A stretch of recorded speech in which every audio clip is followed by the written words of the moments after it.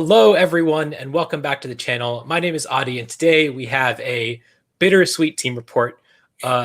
If you remember, my first video on this channel was back in, I think, July of 2020, where I got 6th place in Players' Cup 1, and now we have come full circle. Players' Cup 3 just finished last weekend, and I got 6th place again. And of course, I have two other great players joining me. I have Colin and Raghav. How are you guys doing?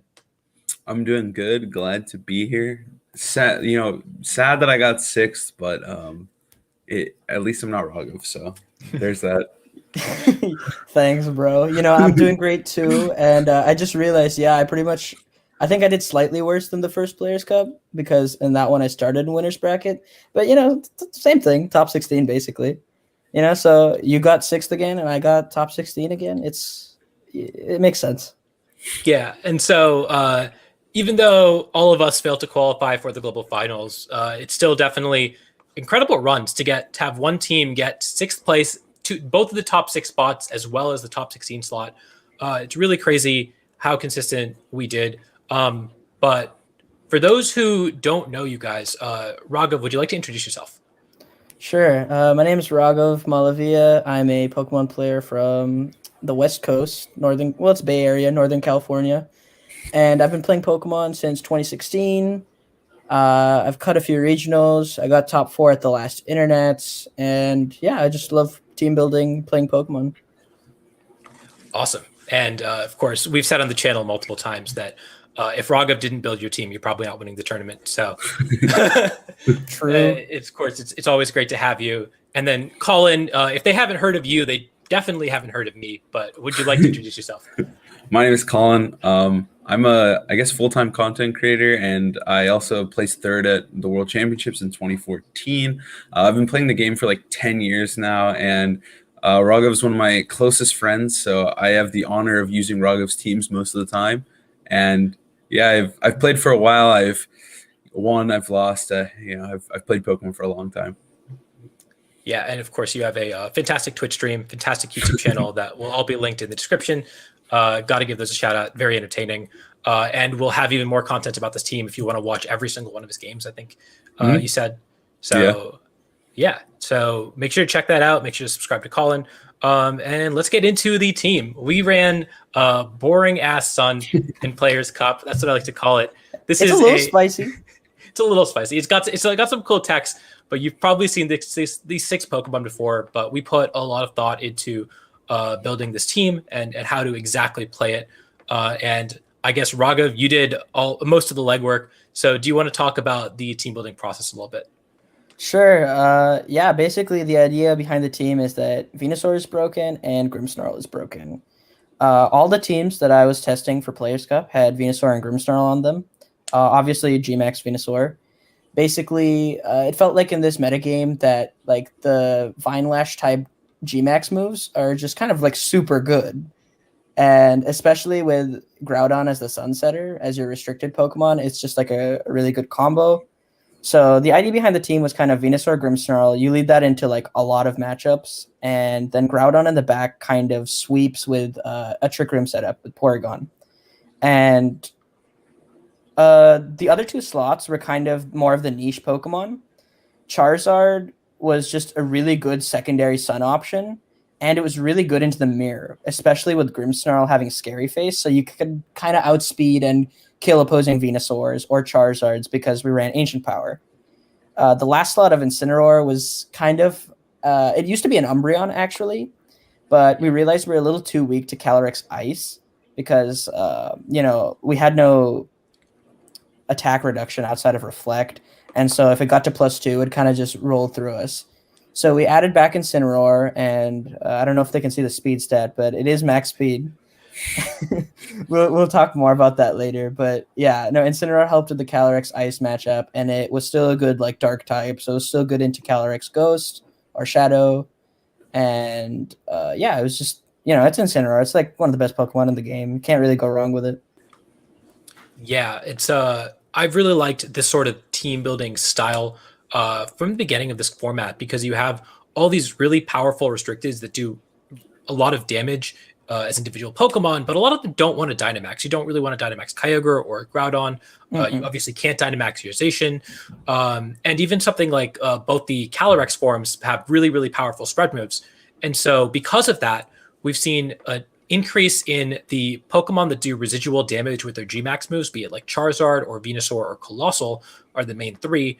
And they pair really, really well with these restricteds because you get this residual damage off, you start chipping down your opponent's team, and then suddenly when everything's at 60% health, everything is getting knocked out by a Groudon Precipice Blades all of a sudden, or another strong spread move like the Charizard spread move. And so I guess that was the idea behind the team originally, was let's live forever with our screens and with Grimmsnarl. Let's set up Vine Lash no matter what they do. They don't really want to attack us because of our policy on Venusaur, or Assault Vest on Charizard means it's going to live in attack. We get up our residual damage, and then at the end of the game, we're going to have enough resources to clean up while they aren't going to be able to do enough damage back to us. And of course, it found a lot of success. I think one thing to note that like most Sun teams feel really, really aggressive and really like offensive in nature, but I think this one is like inherently defensive. Like most of the pieces, like if you look at all the EV spreads, everything is like pretty much invested in bulk outside of, I guess, Charizard. Even Venusaur has a pretty hefty amount of HP. So everything's really, really bulky. So at the end of the day, like you're doing big damage, but you're just abusing Vine Lash or Wildfire. Like if it's not going up, you're probably losing the game, or you better be like have a really good max Groudon game. But like I think the team itself is just very defensive, and that's why like I was really drawn to it and really wanted to use it, because normally some teams are like kind of hyper aggressive, like aggro stuff, and I don't like to play that style of play, but this one it feels like it would be really aggressive, but it ended up being like super defensive, especially with the screens, especially with Eerie Impulse and Parting Shot and Intimidate. Like you just have so many defensive options, and I think it just lets you play Pokemon, and that's always what I'm looking to do. Yeah, I saw a lot of other teams that were pretty similar with this kind of Sun core, like Grimmsnarl, Venudon, Charizard, but they didn't have P2 Incin, and I think those pieces really help in a lot of matchups, like being able to set up Trick Room versus Endgame Kyogre. Like it allows Groudon to actually win because you can Eerie Impulse, and I found in a lot of my sets that I would almost always get like a Swords Dance up with Groudon because of the screens, and yeah, this kind of like play style is, again, also my favorite, where you get to play Pokemon. You're still doing damage because of, the residual Vine Lash and stuff. And you just have like a really bulky and strong restricted and Groudon without investing too much. Yeah, it's sort of an ignorant playstyle, right? It doesn't matter what your opponent's doing. You're always getting your residual damage up, and they can't stop that damage from happening. And they just keep, like, you get screens up, and then they just can't do enough damage. Even if they position well, a lot of times they just lack the damage output. Once you click Max Quake with your Charizard or Venusaur or Groudon, everything can click Max Quake. Porygon 2 can reduce damage, Incineroar can reduce damage. It really allows you to play a defensive style of play while still just, like, out-damaging your opponent very easily. And, I mean, that's what makes it, in my opinion, the best team in the format, even though, of course, we all came a little short. We did see a bunch of teams very similar to this make it through, I think, in Europe. Mm-hmm. So let's get into the individual sets and what the Pokemon do. And I guess we should start with the main two Pokemon on the team, which are Grimmsnarl and Venusaur. And so the Grimmsnarl, of course, we as we mentioned, the whole point of the Grimmsnarl is to set up screens. And so, of course, we had the two screens, and then we had Spirit Break and Scary Face as our two other moves. Raghav or Colin, do you guys want to talk about why we chose those two moves on Grimmsnarl and the EV spread? Colin, you can do it if you want. So I think Scary Face like is really, really good right now. Specifically, I think Grimmsnarl ended up being like a better version of like old school Thundurus. It feels like you set up the screens, instead of Thunderbolting when the Thunder Waves are done, you just spam Spirit Break, and then you can just Scary Face whenever you need. You Thunder Wave whenever you need it with Thundurus. So it just feels really, really oppressive to play against. Like you're almost always in control, especially with Scary Face. It's like actually a little bit better than Thunder Wave sometimes because you can drop their speed twice. So even if they like set up Tailwind, you can drop their speed once, and now they're at their normal speed, drop it again, and now you're guaranteed faster, even with something like, like obviously the Groudon or the max speed Incin. So the spread lives two Airstreams from Thundurus with Assault Vest, right? And then non-Life Orb Thundurus. Non-Life Orb. And then the rest is put into special defense with a little bit of speed for some speed creeping, because it is kind of nice to move first against enemy Grimmsnarls if you're spear breaking, because usually the one who moves second will die. So having some speed is really important, because Grimmsnarl is very, very in right now. And like Grimmsnarl, to me, like I used it in the X9 tour at the beginning of the season, and when I used it, I was like, this Pokemon is like got to be the second best Pokemon right now, only behind Incineroar himself, who can't be touched. But Grimmsnarl has felt good all season, and like it was no surprise to me. I really wanted to use it just because it feels so broken. Like it's not fun to play against. The screens are impossible to break, and then now it has speed control, and it has like the best stab too in the game. Like its signature stab fairy move lowers their special attack guaranteed. So it's another like utility move. And Grimmsnarl was never like, it was kind of intended to be an attacker, so it has a naturally high attack stat as well. So like spear break can hurt, especially if you're hitting like enemy Grimmsnarls, or obviously your Shifu is just getting one shot. So like he does it all. I think Grimmsnarl does it all. I think this one's so good. Yeah, I think Colin covered like 99% of what I wanted to say. Like mostly the big thing about Grimmsnarl is that the screens are so good that the spread is actually kind of hard to come up with, like a really like, complicated, good spread. But yeah, we basically just tried to make sure we don't get too shut by Thunderous under Reflect if it's not Life Orb, because Life Orb means that they're taking more from like Charizard or something, and they're dying quicker. And one important thing was the Calyrex Shadow matchup, and Grimmsnarl lives a Helping Hand Max Starfall through with Light Screen, and that's like it's not going to happen very often, but if it does, we lose. So, and I didn't really have anything else to do with the EVs, so I EV'd for that. And the big thing with this Grimmsnarl was Scary Face. It allowed it to be useful even after you set up screens, and it's been like rising in usage, but it still just felt so good. Like people know it's coming, but they couldn't really do anything to stop it. It enables all your other Pokemon to outspeed, like really fast Pokemon like Regieleki or Zacian, and yeah, it's just a super good utility move. Oh yeah, Grimmsnarl, a Scary Face on Grimmsnarl is absolutely insane. Grimmsnarl just on its own has so many different things it can do. We've seen like trick eject button sets with fake tears. We've seen sets that are more offensive with 2 attacking moves. But I mean, I'm on the Grimmsnarl train. I'm a huge fan of this Pokemon, and but Scary Face just, oh man, it just put in so much work for this team, because like Groudon really wants to outspeed things, and it just doesn't have that base speed. People have been pairing it with Thunderous, for example, to give it that speed boost. Of course, Charizard can give it that speed boost, but when it's just faster than people that want to click, or Pokemon that want to click Max Airstream and can click rock moves into them, it is just incredible.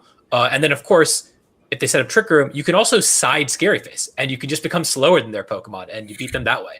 And so Grimmsnarl really does it all and punishes your opponent for not KOing it, even though usually that's the Pokemon that they want to not attack it to.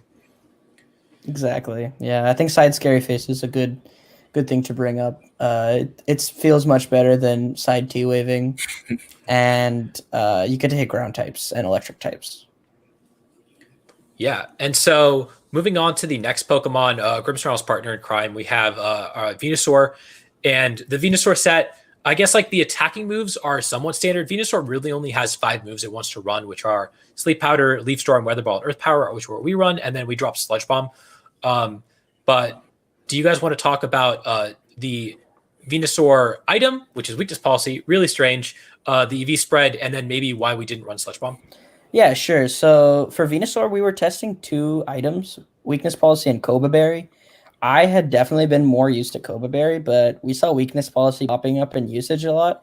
So this is something I do a lot, is that without thinking about it, I'll just test it, see how it goes. Because sometimes you can't theory at all. Sometimes you just gotta, get in there and get some practical experience. You just and I want to say, this makes me so angry all the time. Every time I build with Raghav, he annoys me with this, and then he's always right every single time. Yeah, you just gotta test it. So Weakness Policy is super interesting for a couple of reasons. On ladder, it lets you win because people don't expect it. They don't know your item. But in an open team sheet format, it makes your Venusaur completely different. They don't want to attack it, like, at all. So, they don't want to proc your Weakness Policy to make you do more damage, but that means you get to Sleep Powder after your Dynamax.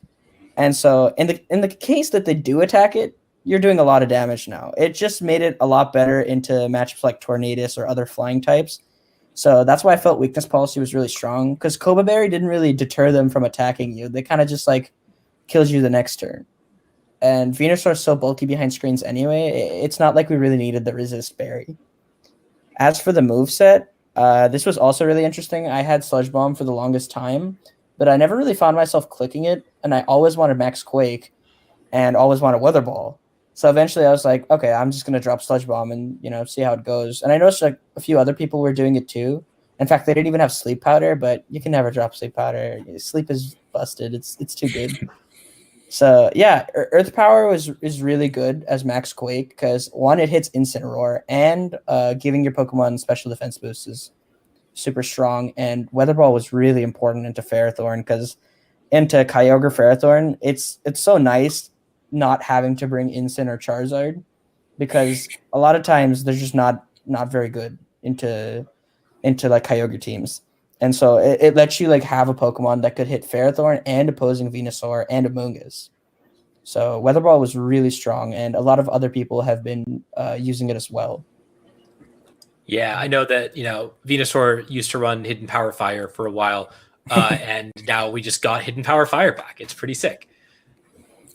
Yeah, we didn't really think of it in earlier series, but I don't know. I guess, it hits Zacian too. We have Earth Power as well, but, Sun Boosted, I guess, does more.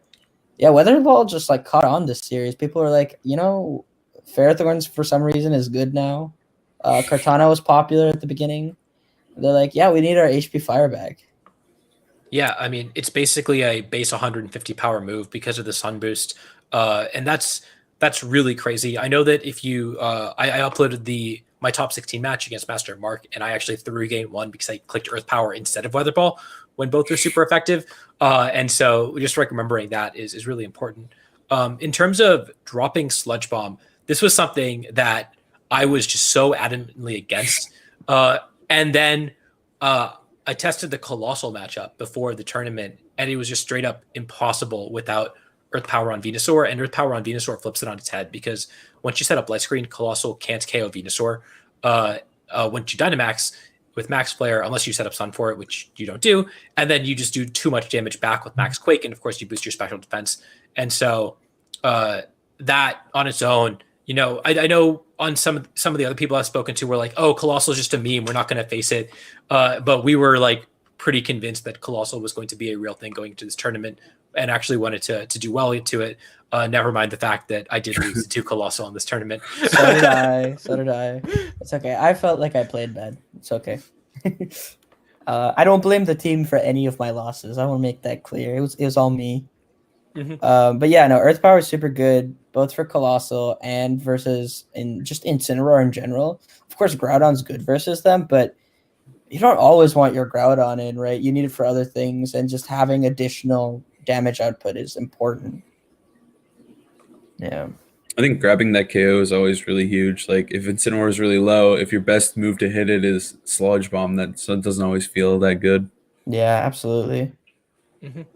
I think one thing to note too is like since it's open team sheet, I think Sun is even stronger. Like I think it's a trend I've been noticing, and I think it's kind of an obvious one in the open team sheet tournaments, especially the Players Cup.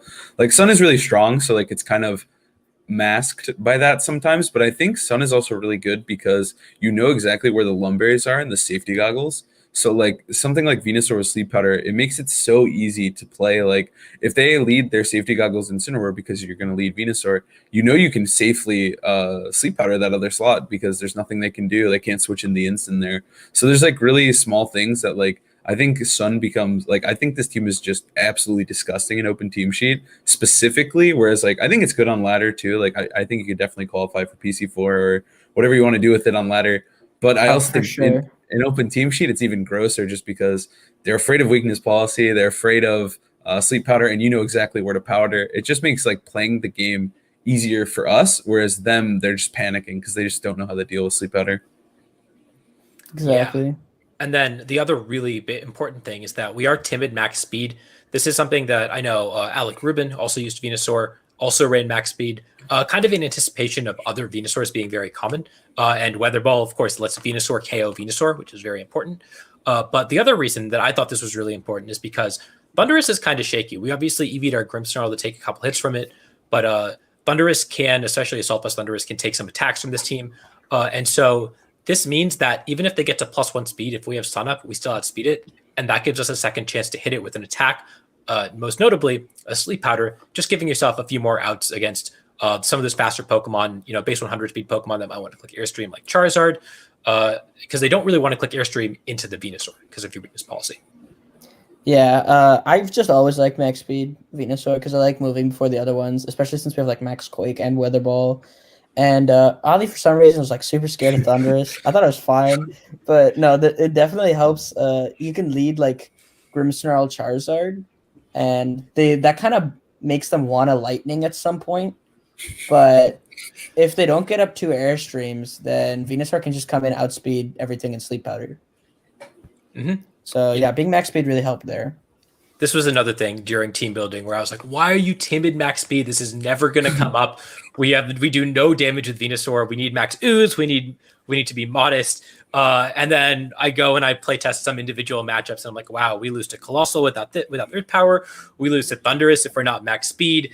And so after changing the team to fit what I thought was good, I just inevitably changed it back to whatever Raghav said a week earlier. Yeah, you just got to trust, Sometimes I don't even know why. It's just right. That's the lesson I've learned from this this whole experience. It's just like, do what Raghav tells me to do. I hate it so much. Yeah. I mean, he's always right. Look at the Venusaur spread. I have no clue what it does. It works. I know what it does. I figured it out. Okay. The spread lives most of the time. I believe it's like an 87% chance it dies to Life Orb. I believe it's Life Orb Max Airstream from Thundurus behind Reflect. Yo, that's not bad. I didn't know that. I'm pretty sure that's what it does. Like, it's the worst. Like, whenever I'm making a video, I'm like, Raghav, what does this spread do? He's like, yeah, I just don't know, like, at all. Like, the other ones, I know. It's just Venusaur. Like, it just lives everything behind Reflect, and if it doesn't, it's like, this is not worth EVs. Like, so I'm saying for like past teams too, where you're just like, I remember the Joe tour where we used. I used the Celesteela, and I asked him, like, what does the Celesteela spread do? And you're like, I'm gonna be honest with you, that's from 2017. I just changed the speed. Yeah, I think every time there's a Celesteela, I take like Ryota's Celesteela spread, and I just change like the speed or something. I don't know. The spreads, kids, they're useful, but at a certain point, you can just kind of slide them around, and they'll be fine. I know what all these do. For the most part. But. Yeah, okay. I did do some calcs. The thing is, getting like good spreads takes a lot of time, so I don't really do it until after I've like decided on the team. Mm-hmm. Mm-hmm. Yeah, I mean, if you look at the original version, the EV spreads are very different. That we did have very different choices, and then by the end of it, even though we locked in the team at this point, it's like almost 3 weeks ago, so it's hard to remember exactly why we made the decisions we did sometimes. But we did put, especially in the last few days, a lot of thought into exactly how we wanted to train the Pokemon, just to like really micro optimize everything. And yeah, like obviously it paid off with the success that we had. And so I guess moving on to the third Pokemon that is really vital to this core, it is Groudon. I know people have been dropping Groudon for like Torkoal Venusaur, saying that's good enough, and then running a different restricted.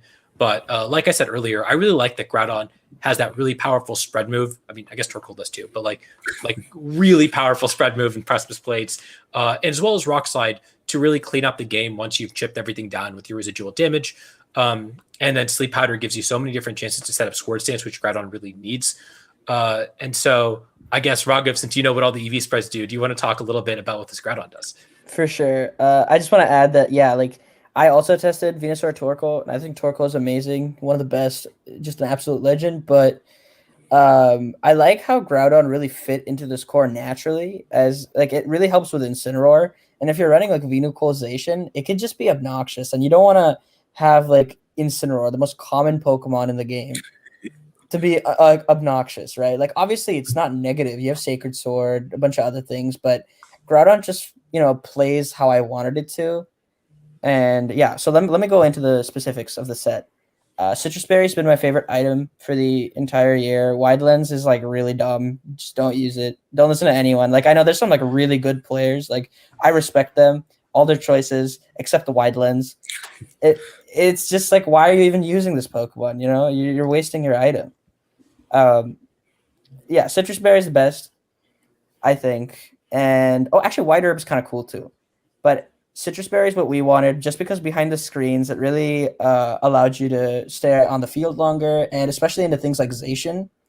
Zacian makes this format really interesting because Behemoth Blade just does so much damage, maxed or not. And so even with Reflect, having a Citrus Berry allows you to stay even longer and match up better into it. So yeah, Citrus Berry is good. Abilities Drought enables, Venusaur, Charizard.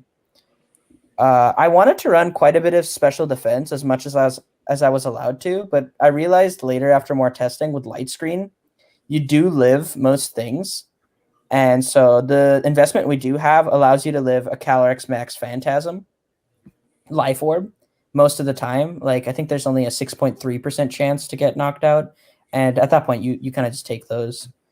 Very standard set, Rock Slide, Swords Dance, Precipice Blades. And, the speed investment was just to, outspeed other Groudons as best you can, I didn't want to put too many EVs into it, but I think 100 was definitely sufficient. I didn't get outsped by any other Groudons unless they were like max speed. And the attack investment kills 4 HP Zacian after like a Wildfire or Vine Lash. So yeah, this Groudon spread, it felt really good. It was mostly focused in speed and special defense, but since it already has such a big attack stat, just go Adamant with a little bit of attack and it still does, the damage it needs to do. Yeah, I know one specific thing that the special defense let us do with Citrus Berry was if we switched in our Groudon into a Kyogre Origin Pulse, we would take it and then get the Citrus Berry recovery and then be able to take another one. And so that was really valuable at times against Kyogre teams. And then the speed, I know that 120 speed is a really big benchmark in this format because at 120 speed, if you get a +1 speed boost, you outspeed Thundurus. And so a lot of things want to do that. A lot of Groudon, especially with Groudon Thundurus teams, want to do that so that if their Thundurus wins a speed tie, then they can outspeed the opposing Thundurus, or just in general, their Groudon will outspeed everything that their Thundurus had outsped before it clicked Max Airstream. And so we wanted to speed creep that number a little bit and hit 123 speed, I think is what we hit, which actually ended up being really important because I know I faced a few opponents who had Pokemon at 120 speed, and knowing that my Groudon outspeeds those things was really valuable. Yeah, that's good memory. It was specifically to like speed creep that 120 stat, and of course it lets you outspeed things with Scary Face as well. Not Regieleki, but I think everything else. Yeah, I mean Groudon's good enough into Regieleki that we didn't have to worry about that. Yeah, exactly. I think Groudon also, like, it's really important, like, because Groudon's a ground type, which is really nice. So you get, like, such a good bundle of types with Groudon, Incin, Venusaur, who, like, I think Groudon is, like, himself a kind of mediocre Pokemon, but I think Venusaur and Incineroar are, like, S-tier gods. So allowing them to do better is worth the price of using Groudon. Whereas, like, if you use Torkoal, you have 2 fire types, like, I mean, this team has 2 fire types, but like, I don't like Incin Torkoal. That makes me like kind of sick. I don't like to see that. So like Groudon lets it, like, it looks good. It looks good in the builder, like I like having the ground type. I like having the max Quake, and like obviously being good against Incin and being like, I think also Torkoal, like its speed stat never works well with the team. Like it's just so slow. Like it can never abuse Airstream. It can never abuse like most of the speed control that the team has to offer unless it's Trick Room, where Groudon just fits right in here. He's middling speed, but like he's abusing Charizard speed boost. He's abusing Scary Face. Like he can abuse Trick Room too. Like I think the speed set is like perfect for everything on this team. Like it ends up like creating a nice like he's like in the middle where everything else is like kind of fast, and he can abuse a lot of how they're helping him. So I just think Groudon is like so good, and like for me he's still like number 3. Like it's Zacian, Kyogre, Groudon. Those are the best Pokemon, and I think it's not because it's Groudon though, just because he's so good with Venusaur. Yeah, and I think Groudon's bulk is really, really important because with Eerie Impulse, it it can just Swords Dance in the face of special attackers. Like obviously if the rain is up and you don't have Light Screen, Kyogre's still gonna be doing a lot. But if you have Light Screen or Sun Up, Groudon can just like kind of stay in there and attack or Swords Dance, which is really useful. So Groudon having like naturally super high physical bulk and then some investment in special defense pairs really well with Eerie Impulse, Porygon 2. He also matches up like really well against like Kyogre teams and Zacian teams, which like I think those are the 2 best. So if you're beating those two, it's like pretty worth using just because he doesn't actually like beat Kyogre, but turning off the rain is such a big deal because a lot of teams can't do it and they just have to accept that it's going to be raining. But Groudon teams, they get the luxury of turning it off. So I think, I think matching up against those two is really important, especially like with what we saw it do well and what was cutting was a lot of Zacian, a lot of Kyogre. And of course, Venusaur is really good into Kyogre, and Charizard, on the other hand, is really good into Zacian. And so that's kind of one of the reasons why I wanted to run this over something like Torkoal, is that, like you said, Incineroar Torkoal feels really bad. Incineroar Torkoal Charizard is not something that you can really do. You can't have 3 fire types on the team. And so by running Groudon, we were allowed to run a Charizard on the team. I know that other people have said, in fact, I said at the beginning of the series that Charizard and Venusaur probably shouldn't be on the same team. It seems very greedy. But after testing it, I realized that they actually are really good into very different matchups. Again, Venusaur really good into Kyogre. Charizard really good into other Sun teams where Venusaur might not be nearly as good. It's really good into Zacian. And it also, like Groudon, has a really powerful spread move, especially in the Sun, and so it can clean up games after Venusaur has gotten Vine Lash up. And so by having a Charizard on the team in that slot, we not only guarantee ourselves that we will get our residual damage off one way or the other, we also give ourselves a second way to really clean up the game late game, as well as a slightly more aggressive option because Charizard with Solar Power Up, even though we don't have a Life Orb, we have an Assault Vest on it, is going to do so much damage to a lot of Pokemon. And I guess, do you guys want to elaborate a little bit about our specific Charizard set? Yeah, I'll take this one. This Charizard set has been my favorite thing since like series. I don't know. I don't remember what series, but it was series 3. Yeah, it had Solar Beam before. I think we got. I don't remember. What do you mean before? It still does. Colin had to run Solar Beam because he messed up his team sheet. I did have to run Solar Beam. I'm trying to find the team. I have it. Yeah. Yeah. No. So I've been using Solar Beam / Scorching Sands in one slot, but no, I've really loved Ancient Power on Charizard because it's just so good into other Charizards. It's so funny, and the Assault Vest lets you make that matchup even better, and increasing its special defense is really nice into things like Kyogre. You don't really want to bring it into that too much, but opposing Charizards, Lapras was useful before, just Regieleki. It's just a very good item, and with Dynamax, it makes it like almost unkillable on the special side. And yeah, so this set, although it has a lot of bulk, it still just does so much damage with Solar Power and Wildfire. And so it really allowed you to play aggressively at the beginning as long as you got your residual damage up. And then Groudon and even Venusaur in the back could just help clean up because having that buffer of damage lets Venusaur come in the late game and just click Slate Powder. And that's really good because the rest of the team kind of lacks damage. There's 3 Pokemon that do damage and there's 3 that support it. And so having a Pokemon that can be led and just do damage is really good. Yeah, absolutely. And of course, the moveset is pretty standard. At least 3 of the moves are Heat Wave, Air Slash, and Scorching Sands. Then because we didn't have room for Protect because of the Assault Vest, we did get to choose a 4th move. And that was Ancient Power, which is just absolutely bonkers into opposing Sun teams. Charizard was picking up in popularity, and of course that just OHKO's. Does it OHKO Charizard? In Solar Power and in Sun it does, and if it doesn't, they're actually doing 0 damage to us. So if they don't switch in Sun or anything.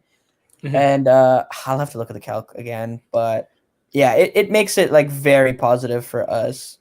Mm-hmm. It's I didn't talk about the spread. My bad. Yeah, go ahead. I can go over that. So basically, the defensive EVs made it so we can live a +1 Hailstorm from Calyrex Ice without when we're both Dynamaxed, and through Reflect it lives +2 pretty easily. Thundurus plus Zacian, if Thundurus is AV, has a very low chance of killing, essentially 0 with Reflect. And I think same thing with Dragapult, Zacian. So yeah, the defensive EVs kind of just solidified matchups versus, things that you usually wouldn't think are good matchups. Like Thundurus, it was weirdly good into like a Thundurus lead just because you'd always live and you'd get a Wildfire off. And the special defense, we didn't really need too many calcs with the Assault Vest. It just lived everything naturally with the Assault Vest. And so the defensive EVs were specifically catered for Calyrex and Thundurus and Dragapult. The offensive EVs always kills max HP for special defense Groudon with solar power, and it kills Zacian after wildfire outside of the sun. Yeah, and so of course Charizard did a lot of things. Colin, you had a unique Charizard, as we alluded to earlier. Do you want to talk about your experience with Charizard? So I accidentally wrote. When I was typing it out, I just put Solar Beam just because like I've played so long. I've used so many Charizards, and they always have Solar Beam. And I just typed in, Heat Wave Air / Solar Beam Ancient Power, and then I emailed the organizers and like, yeah, buddy, you submitted it, you're stuck. So I had to use it, and like it made a lot of the run a little bit scarier just because I wasn't able to one-shot Incineroars, where like normally it would just be like, oh, just Scorching Sands here, like there's an Incin, kill it. I would have to like airstream it and like double tap it, or like I would have to know it's living and have to deal with it later, or try to KO it with Rockfall. It was just really messy, and it made, I would say, some of the battles a little clunky, whereas it would have just been a clean win. But Charizard was like one of my favorite mons to use on this team. Like I brought it like in practice almost every game, no matter the matchup. Like it was just so strong. And I think like one thing that's really nice about Charizard and Venusaur is they're both very convincing, like strong Pokemon, even when they're not Dynamaxing. Like so they like Charizard is still doing big damage with Heat Wave.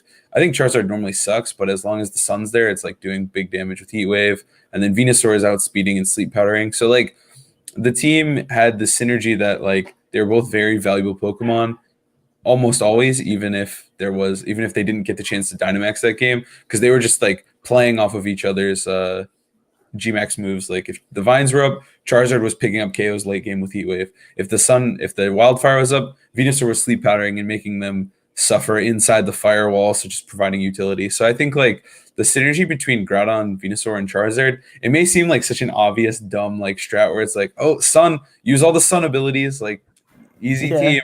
But it ended up being like a really like it had some really good synergy, and like it actually worked. And I think it was large part due to Grimmsnarl, like just setting up the screams so they could actually do this kind of stuff. But I think those four were like my favorite, and like I basically got to 1900 on Showdown just with those four alone. I didn't even use the other two. I just didn't like them. It took me a while to like start using them, but I think these four are like the core of the team, and like a lot of like the strength. Like if you first start out using the team, these are the guys right here. That's for sure, yeah. I picked up the team pretty late, and I was trying to figure out how to use it. And every time I'd queue up a game and ask Colin what to do, he'd be like, "Oh yeah, just lead Grimmsnarl, Venusaur, Charizard, Groudon, and back. You got this." Every single game. I did it against rain, did it against sun. I didn't care what it was. Charizard was coming. It's funny because I didn't do that very often, but the way Colin like prepares is that he'll take the team and just ladder a bunch with it, and he'll just do the same thing almost every game. It's actually true. Yeah, I do it until it doesn't work, and then I start to learn matchups because my idiot mode didn't work. Like I know I did that with Calyrex Shadow too. I was preparing for MPA, and I led Calyrex Shadow plus Whimsicott every single game until it didn't work. Yeah, like, until someone led Incineroar. The Incineroar, I started to get around the Incineroars with it. I started out with Smart them, but yeah, that's usually how I like learn teams. I guess I didn't really realize it until Raghav called me out. Yeah, I mean, and that is the oppressive mode of the team, the most powerful mode of the team. But of course, there are two more Pokemon on it that are, I guess, for a little more specific situations. Porygon 2 is a little more general, where of course we have the set with Ice Beam, Eerie Impulse, Recover, and Trick Room, and download because we do want to boost up our Ice Beam every so often. Raghav, do you want to talk about, or I guess Colin, do you want to talk about why we ran these moves on Porygon 2? Let's let the battle room do the Trick Room Pokemon.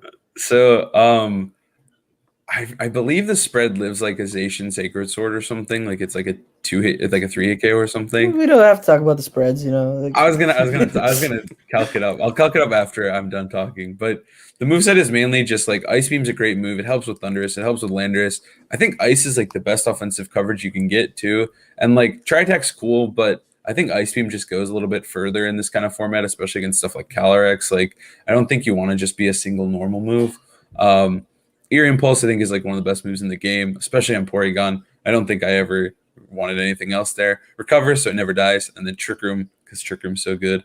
I think Porygon's main role is like just giving more options in a best of 3 and more options in general, just like you can trick room them in a game or something. But also, I think it is a really good defensive pivot where like some of them, especially against Kyogre, there's only one water resist.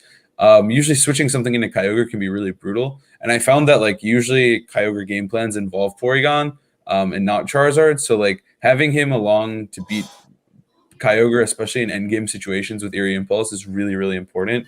And I think that's like its main role is just like, I think every Kyogre matchup plan is always involves Porygon. And like from there, you just kind of, he can also just be used in any scenario, but I think that's one of the specific things that's good versus where it's like a little niche because it helps with Kyogre, but it's also just good overall. Like trick them against anybody if their team's the right team to beat. Yeah, despite Colin's deepest desires, I don't like bringing Charizard into the rain matchup. So yeah, P2 is very good in endgame situations versus Kyogre. You can have P2 Groudon in the back and set up Trick Room for your Groudon. If you have a Swords Dance, or even if you don't, like just having Eerie Impulse before the Kyogre can attack is just really good for setting up Groudon. So Porygon 2 is especially good there. It being a normal type also makes it pretty good into Calyrex Ghost, Calyrex Shadow, and of course Eerie Impulse helps there. Ice Beam, we tested other moves like Foul Play. Foul Play's been pretty popular, but I felt like we didn't really need it, and it wasn't doing enough damage versus things like Venusaur or opposing Groudon or even Thundurus. Because, a lot of times you're getting a download boost, and Ice Beam's just really nice. Oh, and Landorus. Landorus isn't that common, but it could be really annoying for our team. And without Ice Beam, it was just super annoying. Ice Beam also lets out Dynamax sometimes. I did it a lot in practice, and it is definitely an option. Not really a common one, but being able to do that if you need to is good. Mm-hmm. The other move that I thought about running on Porygon 2 is Shadow Ball over Eerie Impulse, because then you can really Dynamax the Porygon 2 and click Max Phantasm, and then you can really hit hard with your Grimmsnarl or Incineroar or Groudon right next to it. And so that was a cool option that I toyed around with a little bit before Players Cup. But Eerie Impulse in the utility, especially against teams like Kyogre, is also really good against Calyrex Ghost teams where it just like resists the main attack that they want to click. You can click Trick Room and it can weaken their damage output. So a lot of utility there as well. I guess Shadow Ball also has utility there. But Porygon 2 really, I think, like you said, it's a very versatile Pokemon, and you can switch it up, especially if you feel like your opponent has the potential to power through your team. This team really does want to slow the game down and let its residual damage to put in a lot of work, get its Swords Dance up. And if your opponent is just like running through those main 4 Pokemon, then Porygon 2 is great to set up Trick Room and maybe like reverse the speed stats that or reverse the speed tiers of the Pokemon so that they can't move before you and KO you. It can Re-Impulse, it can slow your opponent's special attacking down. And then it also, most of those teams that do want to overpower you are reliant on something like Max Phantasm, which Porygon 2 is a great switch into. And so, yeah, I definitely think Porygon 2 has a lot of utility on this team, and especially as like a defensive pivot and Trick Room setter, because like, believe it or not, even though Charizard is pretty naturally fast, even though Venusaur is pretty naturally fast in Chlorophyll, it's not all like Venusaur isn't always fast, and Charizard does get outsped by a lot of more aggressive teams. And of course, Groudon really benefits from Trick Room. So yeah, Porygon 2 has just a lot of different uses on this team, and they all are just very important in situations. Yep. And the EV spread, we didn't have any very specific calcs, but we wanted to be like very heavily invested in defense because you have the Eerie Impulse to make up for the lack of special defense. And it helps versus things like Thundurus and Urshifu and Zacian. So the relaxed nature was very useful. And I always like going min speed P2 because I really like being the first thing to Eerie Impulse and Trick Room. It just makes it so I always know I'm going first in Trick Room. And I never really needed it to outspeed anything. Mm-hmm. And that's the other thing is that Porygon 2 is a great endgame Pokemon. You can win games just by having a Porygon 2, and if they didn't save their Porygon 2 response, especially if you give it like a max Quake boost with all this defense investment, you will win the game. Like they just can't KO it, and it can solo teams with Eerie Impulse and recover. And so in that respect, it puts in a lot of work in team preview as well as in late games if your opponent doesn't respect it. Absolutely. And so I guess moving on to the last Pokemon on the team, which is the Incineroar, also the Pokemon that is probably the strangest Weirdly enough, you don't think that Incineroar is going to be the strange Pokemon on a team. It's normally just like, oh, it's an Incineroar. Every team has one. But our Incineroar is max speed impish. And so I guess one of you guys want to talk about the Incineroar set? Yeah, I'll take this one. Incineroar, I've been seeing all the cool kids. They've been running some defense investment in their Incineroar to live like a Zacian hit. And I'm like, these kids these days, they know what they're doing. I'll trust them. I'll keep that defense investment, but I want my fake out to go first. So at that point, I was already putting so many EVs into speed, and I thought about it. Like, okay, we have Scary Face. Maybe we could put some more and see if we can outspeed Calyrex or Zacian. And I was doing calcs, and I'm like, yeah, at this point, like, the special defense is useless. We have light screen, and it's not going to live anything anyway. So I made it max speed, and it made it actually really threatening into Zacian and Calyrex Ghost, because Scary Face plus Incin is a threat when you can Parting Shot or even Flare Blitz. You had to respect it. In fact, I think in one of my sets, my opponent was airstreaming, so they didn't get outsped by Incineroar with their Zacian. Like, it was ridiculous. So yeah, the max speed actually did come up like pretty useful. The rest of the set is pretty standard. It's just Fake Out, Flare Blitz, Parting Shot, and we wanted the Dark move for Calyrex instead of Taunt. And we put safety goggles on because the rest of the team is actually kind of like weirdly annoyed by Amoonguss and Venusaur. And having the goggles just gives you a safe switch in, or max, or just like Flare Blitz into Venusaur and Amoonguss. But yeah, the impish nature was to recreate that Zacian calc. I think it was let me check again actually. It was a Sacred Sword. Well, actually, Sacred Sword through Reflect did not two-shot. And I think it was a close combat calc. I'm sorry, I really don't remember. But yeah, well, so defense was good. The benchmark for Incineroar nowadays is 252 HP, 76 defense, which always lives a Zacian close combat. And with the impish nature and 4 defense, we actually are significantly more defense than that, like 5 or 6 points more. And so we hit all those benchmarks, and apparently we also get to sometimes live 2 Sacred Swords, which is really convenient. Yeah, if they're 116 Adamant Zacian, I don't know if people are running more attack EVs with an Adamant Zacian. It has a 0.4% chance to 2-shot, which is pretty low. Yeah, so that was good. And then the max speed was so you could Scary Face the Darkest Lariat, Calyrex Shadow, or Scary Face Blitz, Scary Face Parting Shot. It was a good time. And like I said earlier, it was added instead of Umbreon because it really helped versus Calyrex Ice. Yeah, just having the ability to switch Intimidate in and Parting Shot was really good in that matchup. And if you manage to catch a few protects, I think actually it doesn't really work now that we're max speed, but originally you could Scary Face yourself. But we didn't need to do that. Intimidate was good enough. Intimidate and Parting Shot is pretty threatening. Yeah, we were having a debate on the day before Team Lock on whether we should run max speed Incineroar or like a relatively slow Incineroar so that we could side Scary Face in the Calyrex Ice matchup. And we ended up deciding to run max speed because it had utility against Zacian as well. But I don't know if it's better or not. There might have been merit in just running more bulk, although our team just like already has infinite bulk. It is definitely funnier. And yeah. in my team report with Taran a few weeks ago, he was running like, I think like 140 EVs in speed in Incineroar. And he said, getting the first fake out is really important to a lot of his lines. And so he wanted to be the fastest Incineroar all the time. And then we joked that after this team report, we would actually have to run max speed Incineroar. So of course we just ended up running max speed Incineroar in Players Cup, and it did really well. And somehow this was not the fastest Incineroar on the field in one of my matches. I faced a jolly Incineroar in my game in round 5 winners. Okay, but that one didn't make sense. Ours made sense, That's why how I feel about it. No, Colin, do you have anything to add about Incineroar? I think also like in open team shoot formats, surprise is very rare, and I think this Incineroar is one of the things that actually can catch opponents off guard and like win you games. Like even though it's just an EV spread, I know against one of my opponents, they subbed right in the face of my Incineroar, and I went for Scary Face Flare Blitz. I I did like 75%. I burned them, and then they subbed after the flare blitz went through. So then they were down to 1 HP and died to burn.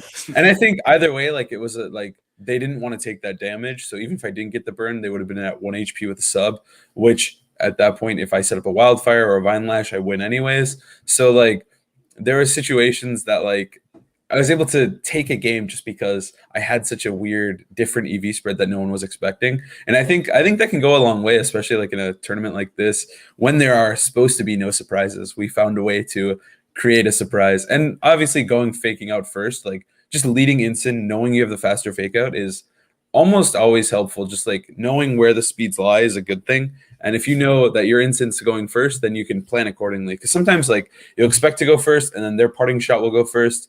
And then you'll end up like, parting shotting a Porygon 2 instead of parting shotting, the potential Charizard you could have gotten, something like that. Like there's situations where knowing the speed is almost always better than not knowing who's moving what, especially if the instants come in at weird times. So I think it was really fun, innovative way to play Incineroar. And I think he was just the glue here. He brought everything together. He has the synergy with Groudon, synergy with Venusaur, fake out's godlike. So he just brought everything together, and I think he really made the team, even though he was like not fully intended to be there from the start. Yep, only good comments on our boy Incineroar. Yeah, I mean, of course, it's one of the best Pokemon ever, just period, in terms of utility. And despite the fact that it was the last Pokemon on the team, like you said, it was useful in so many different matchups. It was like useful against both Calyrex, it was useful against Zacian, it was useful, like Amoonguss was occasionally a problem, and we get to that. And of course, as we found out, it was really good in the Sun matchup where Grimmsnarl wasn't nearly as good because screens can't block residual damage, but Incineroar can take a wildfire pretty well, can take a vine lash pretty well, and can't get sleep powdered. So I guess do we want to talk a little bit about the game plans against common teams? I know that we've talked about how we just run Grimmsnarl, Venusaur, Charizard, Groudon into literally everything if we get the chance. But do we want to? Were there any matchups that made you, at least Colin, were there any matchups that you saw and you were like, man, I really can't lead that exact 4 Pokemon into this? I think against Calyrex Ice, and that's like why the Incin mode is so important, is like because at first I kept trying to do that and it just wasn't working. And then we slept on Incin, so then that matchup became like a lot more straightforward, just making sure you're putting on Charizard pressure with Grimmsnarl and Incin, and then just having Groudon to clean things up. It becomes much more manageable, and I think Incin was really important there. And I think Kyogre, it's always important to have Porygon 2 along, just because Eerie Impulse is so valuable if you can get a late game pulse off. Like sometimes you just win. Like I've won several games with this team where I'll set up a situation where it's Kyogre versus Porygon. Doesn't really matter on the weather, and they're at -4, and I'm just killing them with Ice Beam. And it takes a little while, but they go down eventually. So I think Porygon is like really specifically important in that matchup as well. But a lot of the things, like it's really, I think that's what's great about this team is like you can really bring anything to anything. The 6 Pokemon just have great synergy, and as long as I think Groudon is necessary in every matchup, I think I'd always bring Groudon. But other than that, everything is really flexible. Like I've brought in combinations of almost everything. Yeah, I would say like I would really recommend playing some games with the team because it's like super flexible. But for like a quick rundown of matchups versus most Kyogre teams, I would lead Venusaur Grimmsnarl with P2 Groudon in the back. Versus this like Sun Mirror, I would usually go Grimmsnarl Charizard with Venusaur Groudon in the back. Versus Calyrex teams, it really depends if they have Thundurus. But I like Grimmsnarl, P2, Incin, Groudon. I drop the Gmax users in that matchup usually. And versus Thunderization stuff, you still lead Charizard, Grimmsnarl, just because Reflect lets you live everything. And like again, just really play some games with the team. You can kind of have your different play style with it. Like Colin played it differently than I did, honestly. I'm sure Adi did too. So yeah, it's a really flexible team, and that's like a big reason why I liked it. Mm-hmm. Yeah, exactly. I think that like I liked Incineroar a lot more in the Sun matchups. I thought it was more important than Grimmsnarl, but really just the team is so flexible, has so many different ways to win games that You can really try things out. And also just like respond to your opponent's specific team, because every team has their own, unique tech choices, unique Pokemon.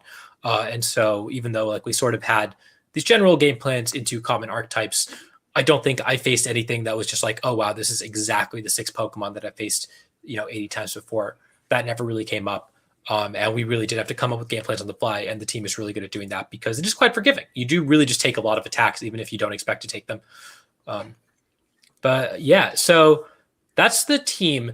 And of course, we have the rental code on screen.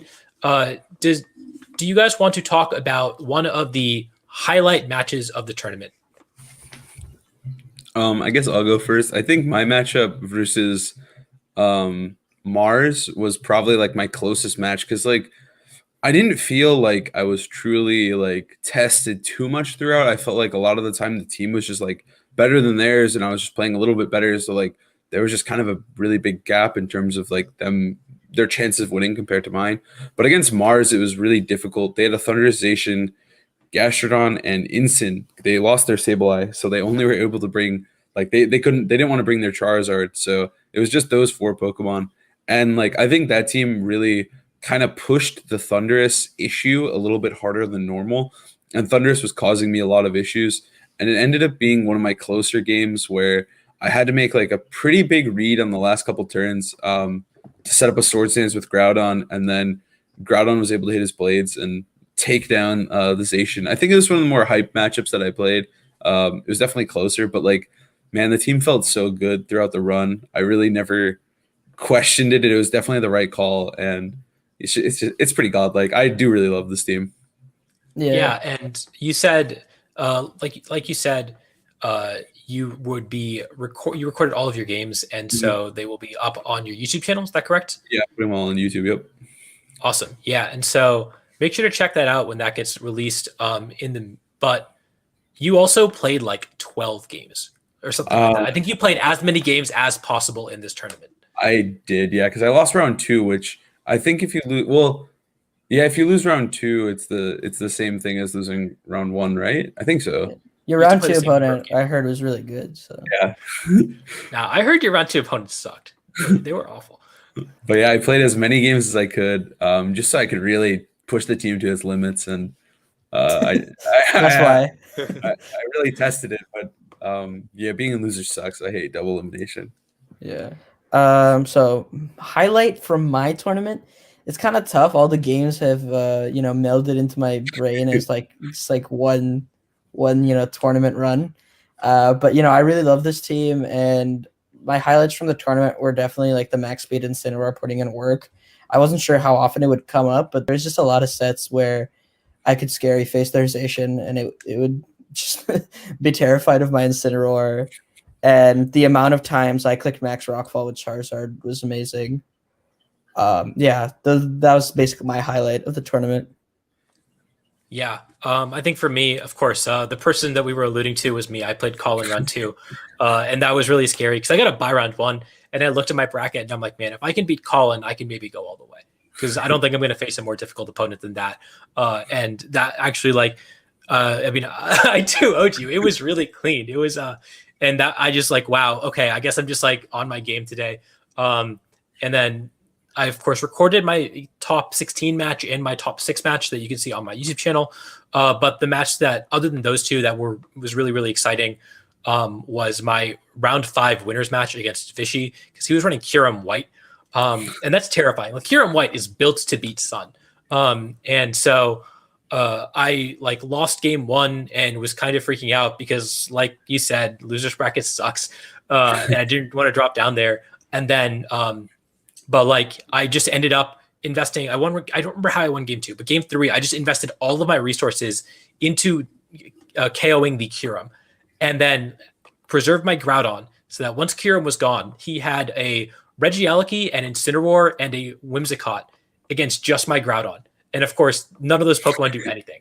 And so I managed to 3v1 him with Groudon to win the set and move on to day 2 of the tournament. And so that was probably the other really exciting match that I played.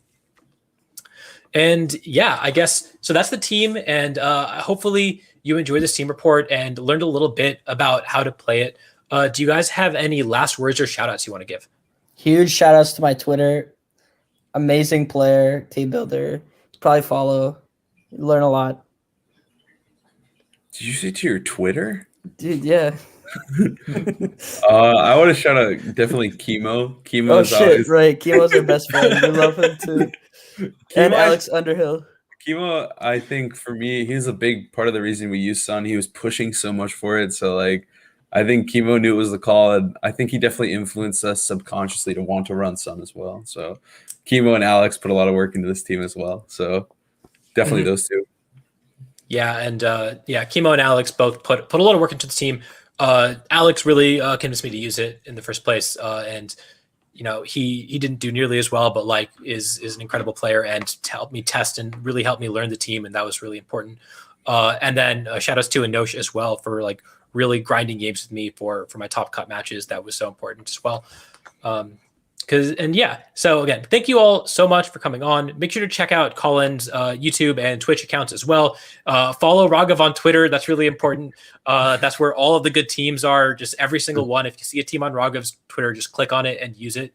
No questions asked. And yeah, thank you all for coming out. And until next time, I'll see you all later.